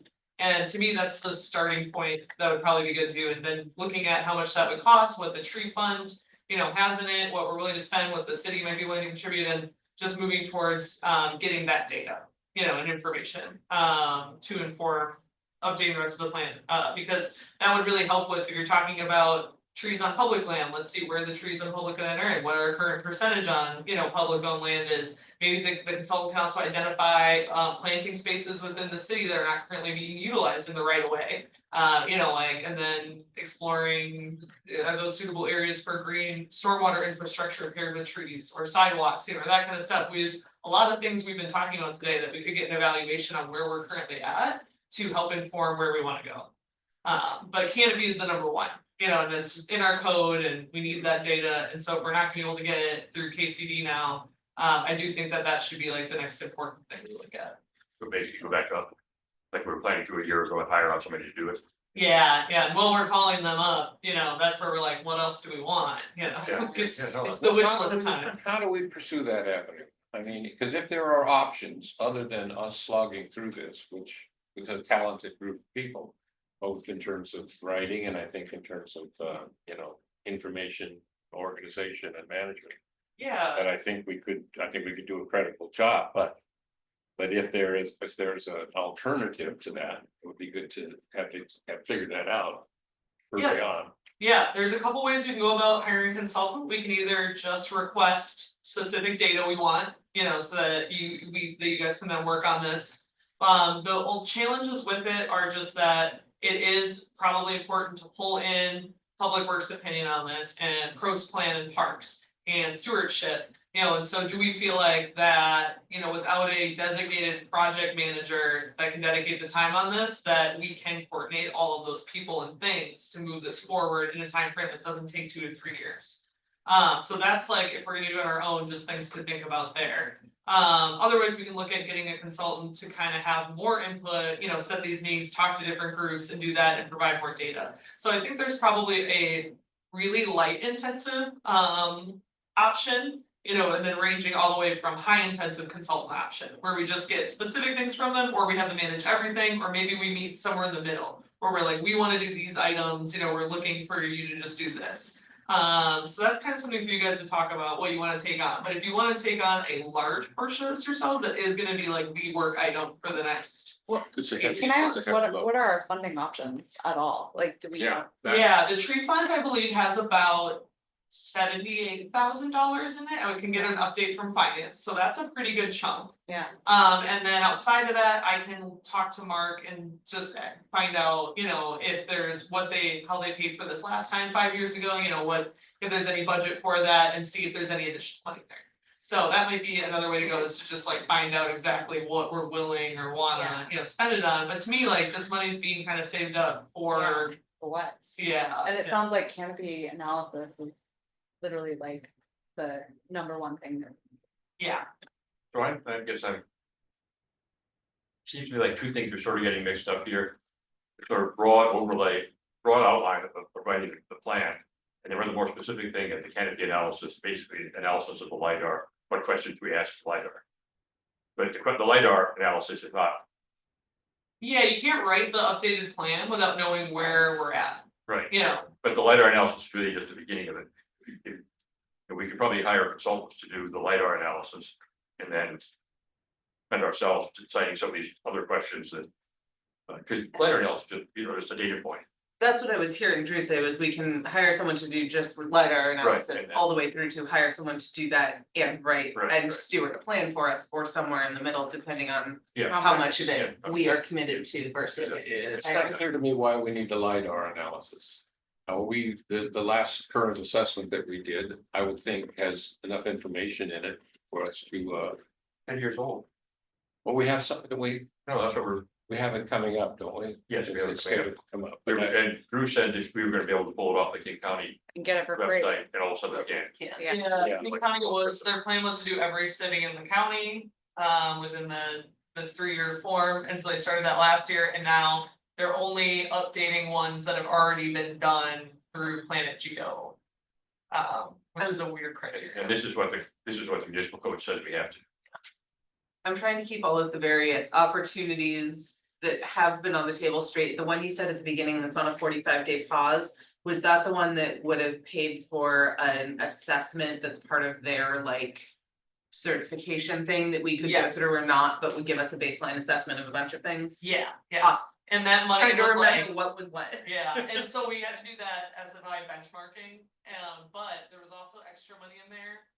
That had a lot, very loose terms to it, and we probably could use for some of this stuff too, cause it was like the SFI benchmarking probably would have been about $30,000, it was a $75,000 grant, so we would have had like 40,000 just kind of pay for canopy assessment, say we need it for the benchmarking or other things like that, or community engagement. Yeah, so that one, 45-day hold, I'll keep you guys posted on how that goes. Burien also got the grant and they sent out their RFP already and are like going through proposals and selecting someone. So I also do have someone to look at to be like, is this going through or is How's it that working? going? Yeah. So And where is that funding stream through? Are they a national group, state groups? It's, Where is their funding coming from? So this specific funding is IRA grant, is IRA funding that was given to the US Forest Service. And this is a sub-award from Sustainable Forestry Initiative of that IRA funding from US Forest Service. Okay. So they have to take reimbursements from us if we got it, we give them to them and they bring them to US Forest Service. Got it. So it's kind of. Okay, well, we have a few minutes left, it turns out. So we better figure out what we want to do next with this topic, at least in some general sense that we can. Well, it sounds like we don't know what funding potentially is available. And that's gonna. That would be good to know. So maybe we can figure out how much of that $70,000 or $80,000 we might be able to use for this project. That would certainly make a difference. I had another little version of an outline that I pulled together. Maybe rather than pass it out, I'll pass it out. I'll pass it out. And I think there's just enough for everybody. And maybe we can put this, you can take one and pass it on. We'll put this on our agenda for our next meeting to pick up again.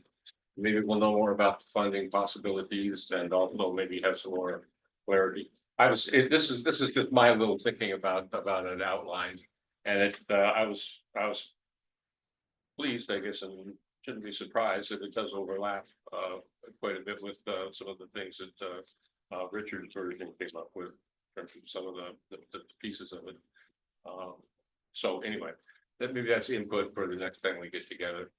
What should we talk about? We'll take a minute to talk about the agenda for the next meeting.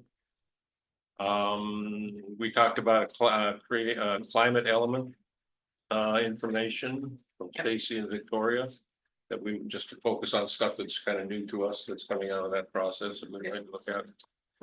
We're going to pursue 5 Acre Woods, and maybe I'll have to do some interim work with Dick and see what might be developing there, and so we can see if that project is coming together and how we can help. Do we need to do something with those housekeeping updates that you mentioned, Drew? Other code amendments that we had talked about in the past? I think we should push them until the housing stuff goes through. Yeah. So probably like at least 2 months out. Okay, those were all fairly low level editorial. Yes, yeah. Scrivener's. Just kind of little, things. it's a lot of that, the Similar middle to what section of was stuff we today. looked at where it's really technical to me, and then I'm like, oh, how do Yeah, I yeah, explain it? It's that kind of like, yeah. Nothing big. One of the things that is part of that though is clarifying the requirements every 5 year canopy analysis. Yeah, That- that was on there. Yeah. Periodically, our new favorite word. No, it says 5 years in the code though. I was saying we could just say periodic. Change it periodically. Yeah, changing the grove, clarifying the grove definition, that's on there. Okay, is there anything else you came up in our meeting or that you'd like to put on the agenda for next For time? the next meeting, I wanted to talk about the PBRS county system. It's the public benefit rating system. For basically putting your land, if you've got forest land, getting a tax discount, you like put in the program. It's something we could be like pushing more when we're tabling and talking to people about, and more people qualify for smaller areas than I think people realized. So I was just gonna go over that. I was surprised that somebody's application for PBRS came up before the council. Yeah, Why is it? Well, I don't want to go into it, but I was very surprised that it's a city council matter. so was I. Yeah. But it affects city taxes. That's because in the King County ordinance, it says the city council shall. Is it? approve Based on recommendations of. Mhm. So city staff makes a recommendation, the council has to kind of say yes or no. There's an $800 tax reduction if that property. It's percentage, for the portion of your parcel that is protected, it might reduce that portion by 50 or 60%.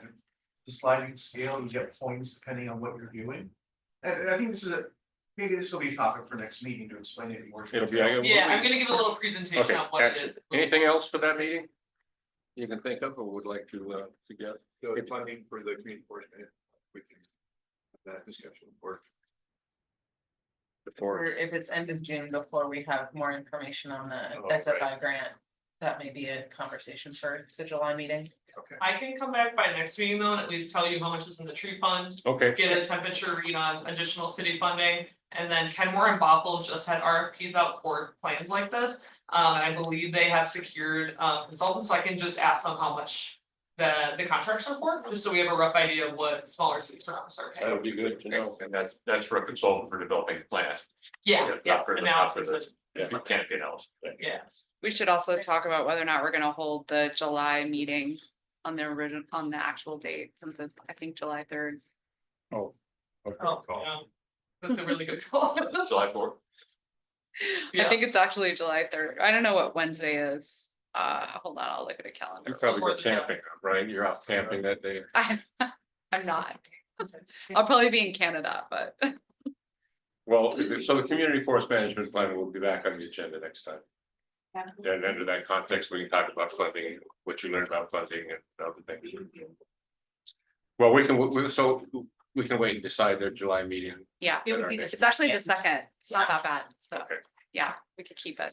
All right. Is there anything else we need to discuss before we adjourn? Yeah. Somehow I had it in my mind, we're gonna be done at 8:30 tonight. What was I thinking? Okay. All right. Is there a motion to adjourn? So moved. Is there a second? Second, All in favor? all in favor. Thank you very much. Yeah. How was your trip, Drew? It was really good. Yeah. Where'd you go? We flew to London.